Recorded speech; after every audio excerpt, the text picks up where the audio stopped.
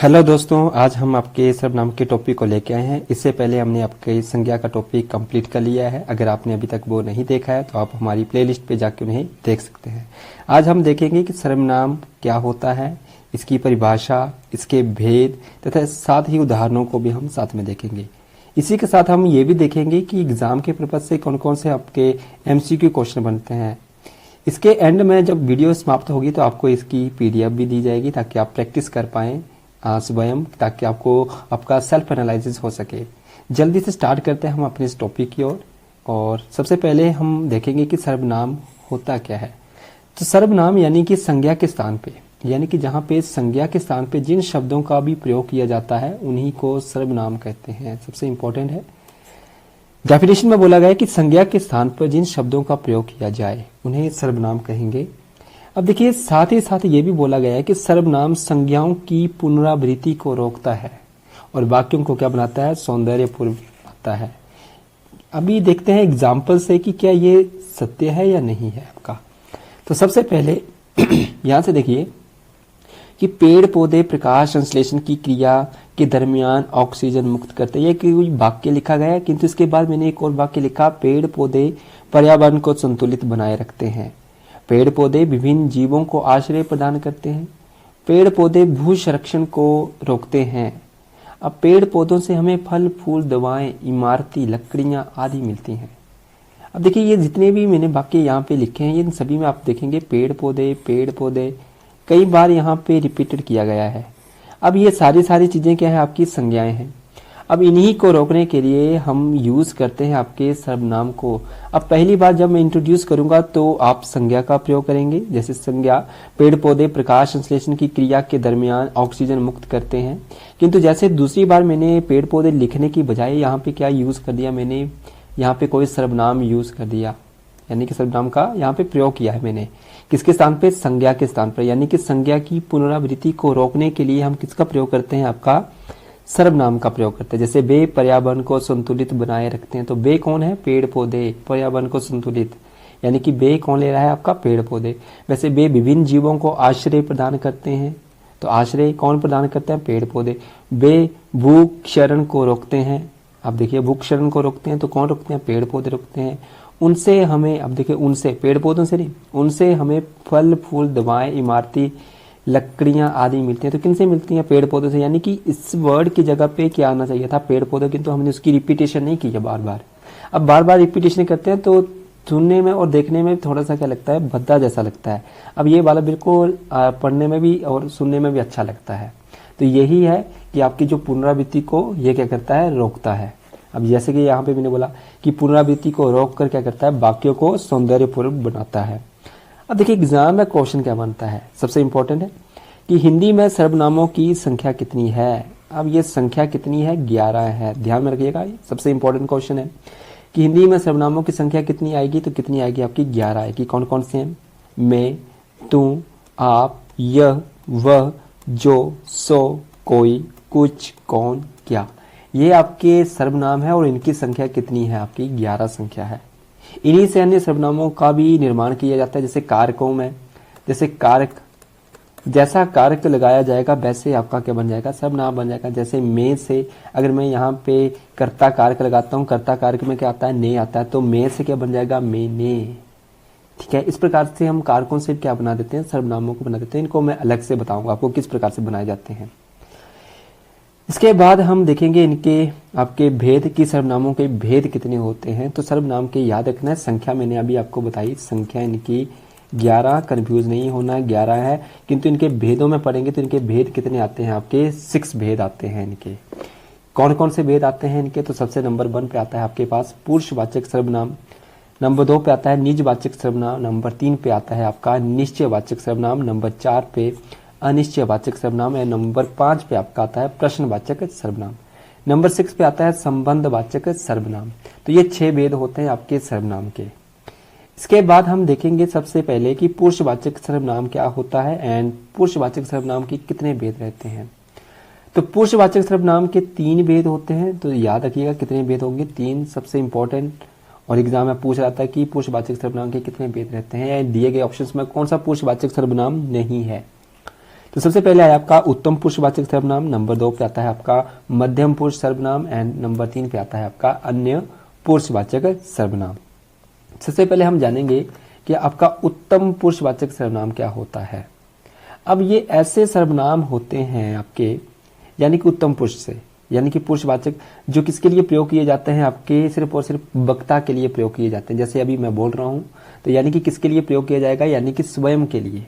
जब कोई वक्ता होगा, कोई जैसे कोई वक्ता है, यानी कि ये जब भी किसी के सामने कोई बोल रहा होगा, तो यानी कि खुद के बारे में ही बात कर रहा होगा, यानी कि मैं या फिर इन दोनों व्यक्तियों को, खुद को, इनको भी क्या करेगा, खुद में शामिल करते हुए बताएगा। यानी कि वक्ता स्वयं के लिए इनका प्रयोग करता है। जैसे मुझे अपने ही बारे में कोई बात बोलनी होगी, तो मैं कौन सा प्रयोग करूंगा, आपका मैं यूज करूंगा। किंतु मुझे अपने साथ और भी व्यक्तियों को साथ में इंट्रोड्यूस करते हुए मुझे कहना है कुछ, तो मैं क्या कहूंगा, हम का प्रयोग करूंगा। तो यानी कि उत्तम पुरुष में कौन से आपके सर्वनाम आते हैं, 2 सर्वनाम आते हैं। कौन कौन से आते हैं आपके, एक आपका आता है मैं और दूसरा आता है आपका हम। ये आपके क्या होंगे, आपके उत्तम पुरुषवाचक सर्वनाम कहलाए जाते हैं।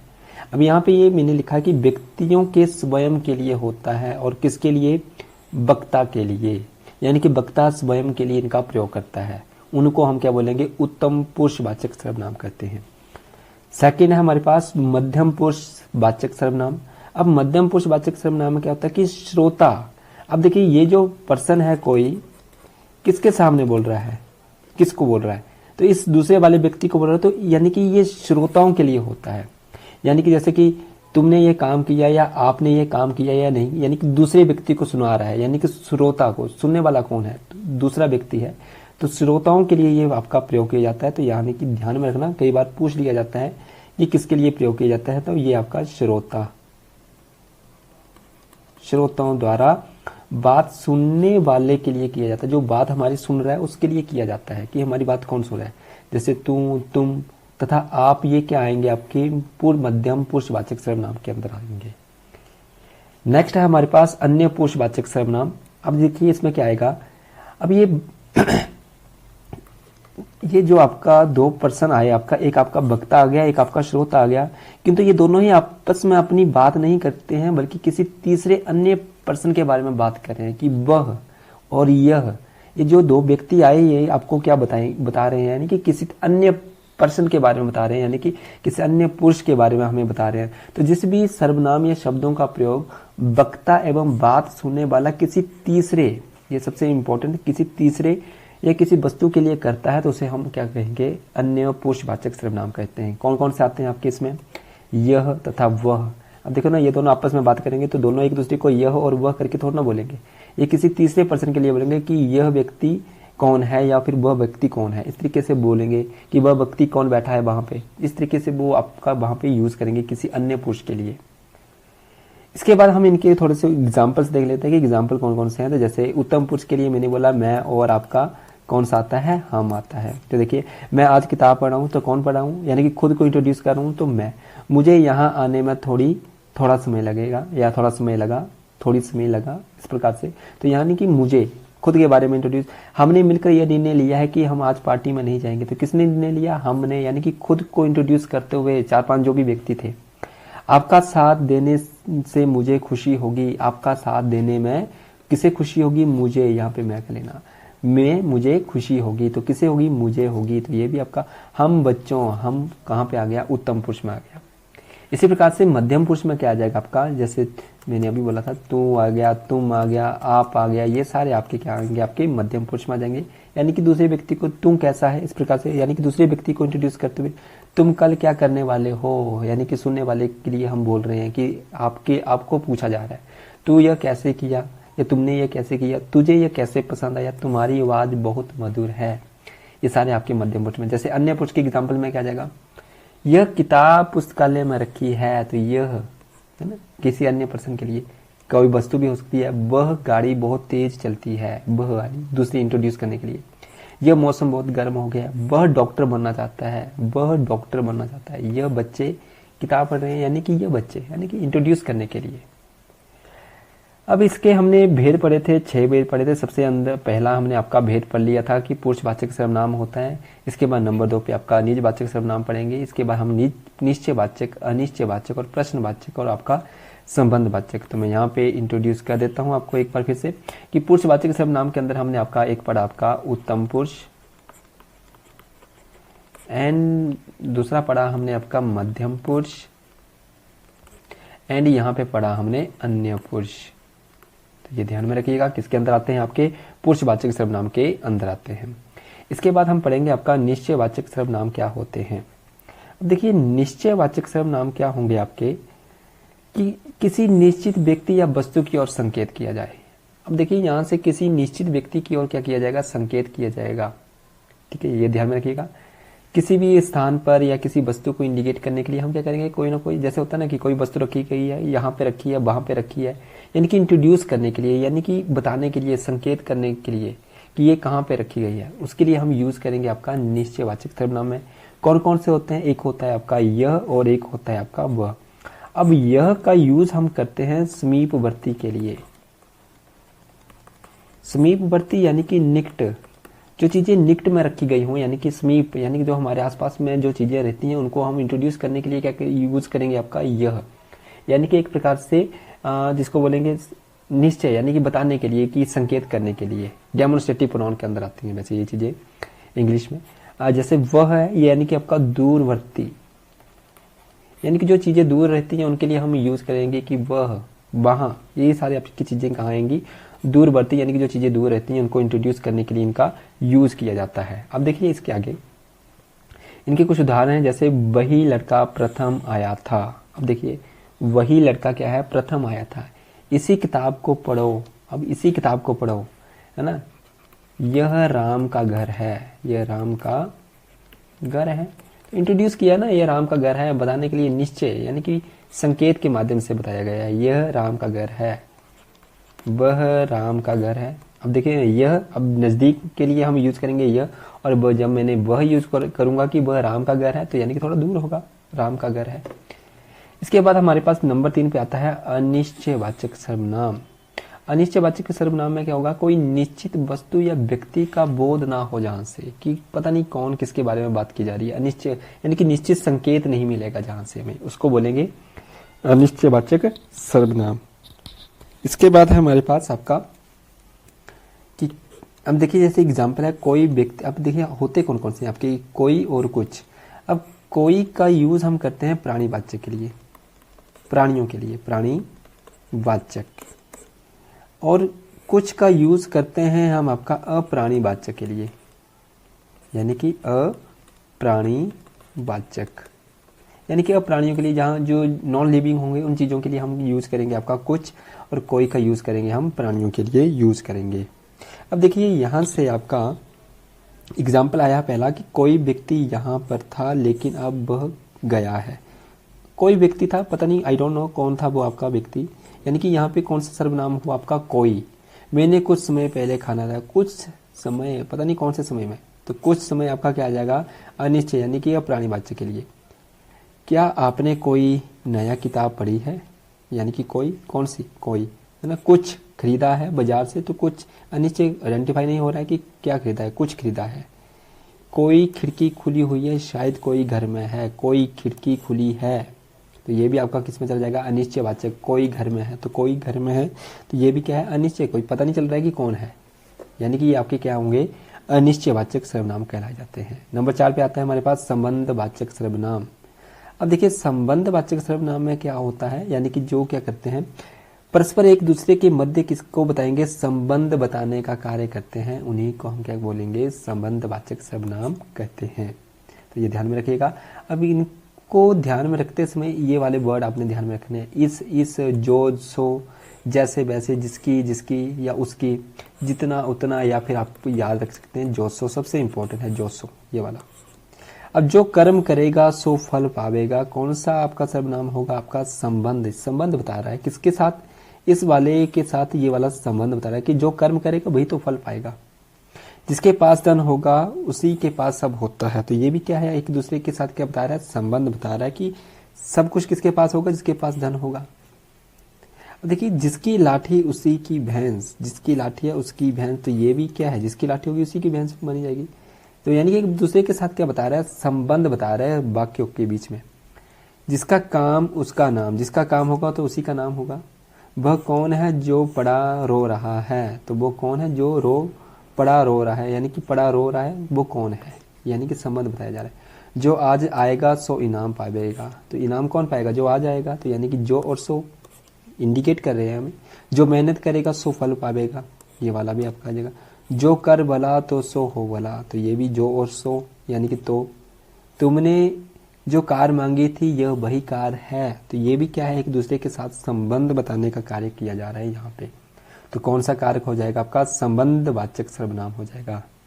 इसके बाद हमारे पास प्रश्नवाचक सर्वनाम, सबसे बिल्कुल आसान सर्वनाम है आपका, कि ऐसे सर्वनाम जहां से हमें किसके बारे में भाव प्रकट होता हो, प्रश्न का भाव प्रकट होता हो।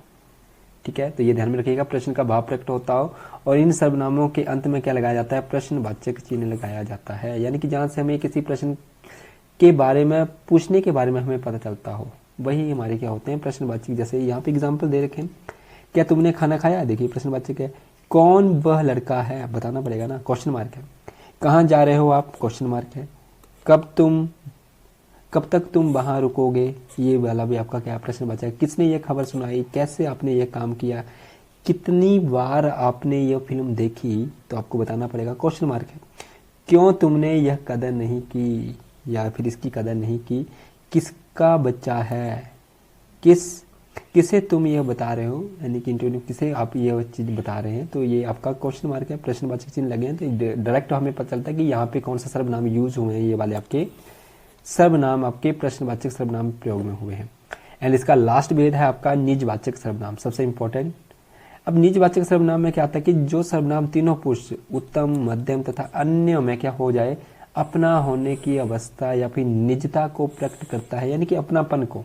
मैं एक वर्ड में लिख दूं यहाँ पे, तो अपनापन को प्रकट करता हो, अपनापन, जहां पे अपनापन प्रकट हो उसी को हम क्या बोलेंगे, निजवाचक सर्वनाम कहेंगे। अब देखिए, इसमें बताने के लिए एग्जाम्पल के सहायता लेते हैं। जैसे वह स्वयं स्कूटी से स्कूल चली जाती है, तो कैसे जाती है वो, स्वयं। तो ये यहाँ पे ध्यान में रखिए कि ये जो स्वयं आपका आया है निजवाचक, यानी कि स्वयं। अब इसके अंदर जो आते हैं, स्वयं आता है, खुद आ जाता है, अपना या अपने आप, ये सारे जितने भी हैं, ये सारे के सारे आपके क्या हैं, निजवाचक सर्वनाम कहलाए जाते हैं। जैसे मैं अपना काम जानता हूँ, मैं अपना काम जानता हूँ, तो ये यहाँ पे अपना क्या है, यहाँ पे बताया जा रहा है कि मैं अपना काम जानता हूँ। ठीक है, अब यहाँ पे सिर्फ ये नहीं बोला कि मैं काम जानता हूँ, नहीं, मैं अपना काम जानता हूँ, यानी कि अपनापन।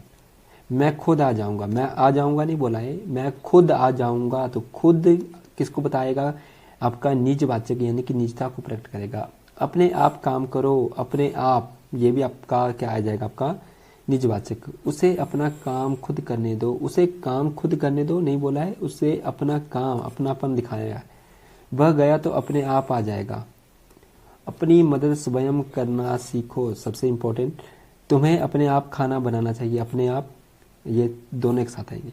उसे अपना काम खुद करने दो, तो ये फिर से रिपीट हो गया। मैं अपनी बाइक लेके जा रहा हूँ, मैं बाइक लेके जा रहा हूँ नहीं, मैं अपनी, यानी कि निजता प्रकट की जा रही है यहाँ पे, खुद की, खुद को इंट्रोड्यूस करते हुए।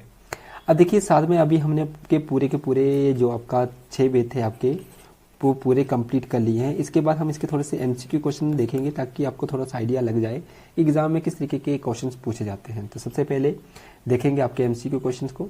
तो सबसे पहला आपका एमसीक्यू क्वेश्चन आता है कि निम्न में से अनिश्चयवाचक सर्वनाम है। अब यहाँ पे बताना है आपने कि अनिश्चयवाचक सर्वनाम कौन सा है। तो देखिए, अनिश्चयवाचक सर्वनाम में मैंने आपको बताया जहां से संकेत ना मिल पाए कि ये किसके बारे में किया जा रहा है, तो यानी कि वह नहीं आएगा, जो नहीं आएगा, कौन नहीं आएगा, कोई आ रहा है, अनिश्चयवाचक है, यानी कि पता नहीं है कौन आ रहा है, कोई। तो यहाँ पे राइट आंसर क्या हो जाएगा आपका, ए, यहाँ पे राइट आंसर है। अब देखिए, सर्वनाम के कितने भेद हैं। देखिए, सर्वनाम के मैंने आपको भेद बताए थे, कितने भेद होते हैं आपके, 6 भेद होते हैं। तो ध्यान में रखिए कौन कौन से भेद बताए थे मैंने। तो यहाँ पे आप देख सकते हैं कि 6 भेद हैं आपके। पुरुषवाचक सर्वनाम है, निजवाचक, निश्चयवाचक एंड अनिश्चयवाचक, प्रश्नवाचक तथा आपका संबंधवाचक सर्वनाम है। ये भले ही आगे पीछे आए हों, किंतु डजंट मैटर, आपको बस याद होना चाहिए कि पुरुषवाचक सर्वनाम क्या होते हैं, निजवाचक क्या होते हैं, निश्चय, अनिश्चय, प्रश्नवाचक एंड आपका संबंधवाचक क्या होते हैं। तो यहाँ पे राइट आंसर क्या है आपका 6। अगला है हमारे पास प्रश्न कि हिंदी में सर्वनामों की संख्या कितनी है। तो कितनी बताई थी मैंने सबसे स्टार्टिंग में, सबसे इंपॉर्टेंट क्वेश्चन है आपका कि सर्वनामों की संख्या हमने आपकी 11 बताई थी।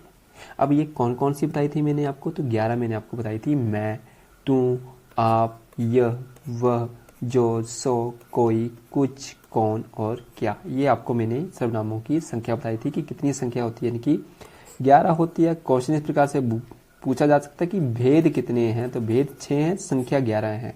तो ये ध्यान में रखिएगा। मेरा सर्वनाम है, तो ये मेरा कौन सा है आपका सर्वनाम है, तो ये आपका उत्तम पुरुष सर्वनाम है, मैं से बना है मेरा। यह घोड़ा अच्छा है, इस वाक्य में यह क्या है, तो अब देखिए ना, यह यहाँ पे क्या आएगा आपका। अब मैंने बताया ना, ये निश्चयवाचक सर्वनाम होते हैं, यानी कि जो संकेत करने के माध्यम से बताते हैं, तो ये आपका क्या है, सर्वनाम है। इसके बाद है आपका निजवाचक सर्वनाम है। अब निजवाचक में मैंने आपको बताया स्वयं, यानी कि खुद की निजता के बारे में, जहां पे प्रकटता उत्पन्न होती हो। इसके बाद है मैं अपने वस्त्र साफ कर लेता हूं, इस वाक्य में सर्वनाम कौन है, मैं अपने वस्त्र साफ कर लेता हूं, कौन सा आएगा यहाँ पे। अब देखिए, अपने खुद के, यानी कि स्वयं वस्त्र साफ कर लेता हूं, तो यहाँ पे कौन सा आ जाएगा आपका, निजवाचक सर्वनाम आ जाएगा। कोई आ रहा है, अब देखिए कोई आ रहा है, पता नहीं, आई डोंट नो कौन आ रहा है, तो ये यहाँ पे कोई क्या शब्द आया आपका, सर्वनाम, अनिश्चयवाचक सर्वनाम। शीला अपनी पोशाक स्वयं धोती है, तो यानी कि इसमें आपका अस्थायी शब्द सर्वनाम का भेद है। अब यहाँ पे बताना है आपका ये कौन सा भेद है, यहाँ पे कौन सा आ रहा है, तो स्वयं यानी कि निजवाचक सर्वनाम आएगा। श्रोता का प्रयोग कहाँ पे होता है, श्रोता यानी कि सुनने वाले के लिए, सुनने वाले के लिए, तो यानी कि ये इस व्यक्ति के लिए यूज किया जा रहा है, तो मध्यम पुरुष में आएगा ना, मध्यम पुरुष में। इसके लिए क्या आएगा आपका, वक्ता आएगा या वक्ता होगा, और किसी अन्य के लिए तो अन्य पुरुष आ जाएगा। कोई और कुछ, कोई और कुछ का प्रयोग किस सर्वनाम के लिए होता है, तो ये आपका अनिश्चयवाचक सर्वनाम। कोई आपका प्राणीवाचक के लिए, कुछ आपका अप्राणीवाचक के लिए होता है। संज्ञा के स्थान पर प्रयुक्त होने वाले, यहाँ पे लिख लेना, प्रयुक्त होने वाले शब्द क्या कहलाए जाते हैं, तो क्या कहलाए जाते हैं संज्ञा के स्थान पर, तो उनको हम सर्वनाम कहते हैं। सबसे स्टार्टिंग में मैंने बोला कि संज्ञा की जो रिपीटेशंस है, यानी कि उनकी पुनरावृत्ति है, उनको रोकने के लिए हम किसका यूज करते हैं, आपका सर्वनाम का प्रयोग करते हैं। जो, सो के प्रयोग से संबंधित सर्वनाम को पहचानिए, तो ये कौन से होते हैं, आपके संबंधवाचक सर्वनाम कहलाए जाते हैं। इसके बाद अगला प्रश्न है हमारे पास, पुरुषवाचक सर्वनाम से संबंधित नहीं है, कौन सा इसमें पुरुषवाचक सर्वनाम से संबंधित नहीं है, जो पुरुषवाचक में नहीं आता है, तो मैं आता है आपका उत्तम पुरुष में, यानी कि एक प्रकार से पुरुषवाचक का आपका क्या है, भेद है। हम आता है आपका उत्तम पुरुषवाचक में, मैं और हम। तू आता है आपका मध्यम पुरुष में, किंतु कोई यहाँ पे आपका पुरुषवाचक सर्व का नाम का नहीं है, ये आपका अनिश्चयवाचक सर्वनाम में आता है, तो यहाँ पे राइट आंसर क्या हो जाएगा, डी। नेक्स्ट प्रश्न है, निम्नलिखित में से कौन सा आपका शब्द सर्वनाम है। अब सर्वनाम बताना है आपको यहाँ पे, तो नींद नहीं है, रोग भी नहीं आएगा, सफाई नहीं आएगा, कौन यहाँ पे आपका प्रश्नवाचक सर्वनाम आ जाएगा। इस प्रकार से हमने आपके पूरे 15 क्वेश्चंस को कंप्लीट कर लिया है। अगर आपको वीडियो अच्छी लगी हो तो जरूर इसको लाइक कीजिएगा, अगर आप चैनल पे पहली बार हैं तो इसको जरूर सब्सक्राइब कीजिएगा, साथ ही साथ अपने दोस्तों के साथ भी इसको जरूर शेयर कीजिएगा। अगर आपको इसकी पीडीएफ चाहिए विद जो जितने भी हम एक्सरसाइज जितनी भी हमने पढ़ी है आपकी एक्सरसाइज विद आपकी एमसीक्यू क्वेश्चन, तो ये सारे आप व्हाट्सएप पे कांटेक्ट करके हमसे कलेक्ट कर सकते हैं, या फिर आप हमारे जो टेलीग्राम ग्रुप है, टेलीग्राम ग्रुप के ऊपर भी इसे ले सकते हैं। टेलीग्राम ग्रुप का लिंक आपको वीडियो की डिस्क्रिप्शन में मिल जाएगा, और व्हाट्सएप का लिंक भी आपको डिस्क्रिप्शन में मिल जाएगा। मिलते हैं आपको अगली वीडियो में, तब तक के लिए जय हिंद।